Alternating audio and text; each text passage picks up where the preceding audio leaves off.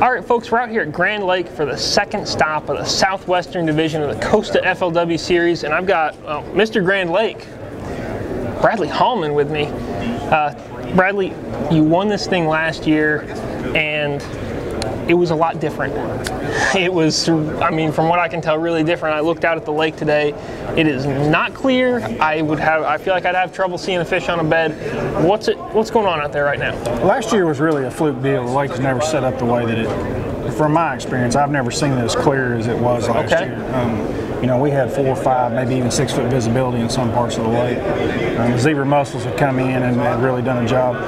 Back in December, we had a flood up in Missouri and Kansas and in Oklahoma. Yep. And it brought a lot of water into this lake, and it brought a lot of mud into this lake. And the lake got really high. They sucked it down. They pulled it really quick. And when they did, they pulled the mud with it. And so basically what you have is almost like the opposite of effect of what this lake normally looks like. The bottom end of the lake is dirty, and the upper end of the lake is clear, or normal, closer to normal water color. What color is normal? Wolf Creek and stuff around the mid-lake, around the sailboat bridge area, has generally got a little bit of a stain to it. It's usually a little brown. As you get down from Shangri-La, Honey Creek area and move on down south of the lake to Horse Creek area, which is a southern mid-lake part of it, you know, usually you can see, let's say we're using like a spinnerbait, you could see 2 foot deep probably. And then from there going further south, then it becomes 3 and 4 foot to the dam of visibility. Which you don't have that 3 and 4 foot zone at all now. It's almost the opposite. The closer you get to the dam, the dirtier it is, and the less visibility you have. And you can't see a spinnerbait a foot deep. Okay. Is up the? I'm sure it's spring. I'm sure there's some fish spawning around. Is up where it's a little bit clearer? Are guys going to be able to sight fish at all, or is the way the lake is right now?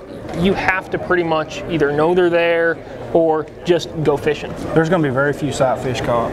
The fish that seem to be pretty much pre-spawned overall throughout the lake. It is really hard, and they're even further behind than what you would think they would be. The fish feel cold when you catch them. The fish have been biting, and they've had some really good local tournaments here, and some weights have been good. But starting on somewhere this weekend, it's like every day it's just gotten a little bit worse and a little bit worse and a little bit worse. And the lake is really, truly fishing extremely tough right now. And these fish are probably just getting ready to make their push to that spawn, but they haven't moved on to it. Not quite yet. That's right. All right. Now, I hear pre-spawn on Grand Lake, and I immediately think Alabama rig. Yeah. Is that going to be a player this week, or is it going to be more stuff that's on the bottom, up a little bit shallower? There's no doubt that it's going to play. There's going to be some fish caught on it. There's going to be guys that are throwing it. How strong it plays, I don't know the answer to that. The stained water plays against that Alabama rig. It also plays against that jerkbait bite, which if this thing was clear right now, I really feel like that would be the thing that's going. Would be the Alabama rig, and the jerkbait bite would really be really strong right now. But with the watercolor being the way it is, it really makes it difficult for those two things to play. All right, and that makes it crankbait, spinnerbait, maybe flipping, stuff like that. Crankbait, spinnerbait, and the few that might have moved up on something that you can flip and get a bite. Yeah. Okay. You say it's kind of tough. Last year when you won, I think you had like 20 and then like 23 and then like 22 or something like that. I mean, it took big weights. Do you think it can take 20 a day to win this thing, or do you feel like even with it being tougher, we're going to knock it down below that? Yeah, I would be surprised if it took 60 pounds to win. I would think somewhere around 50 to 55 pounds, 55 on the high side. All right. Closer to 50 probably is more realistic. Cool. Well, Bradley, thanks for the breakdown. Obviously, you already won this year down in Okeechobee.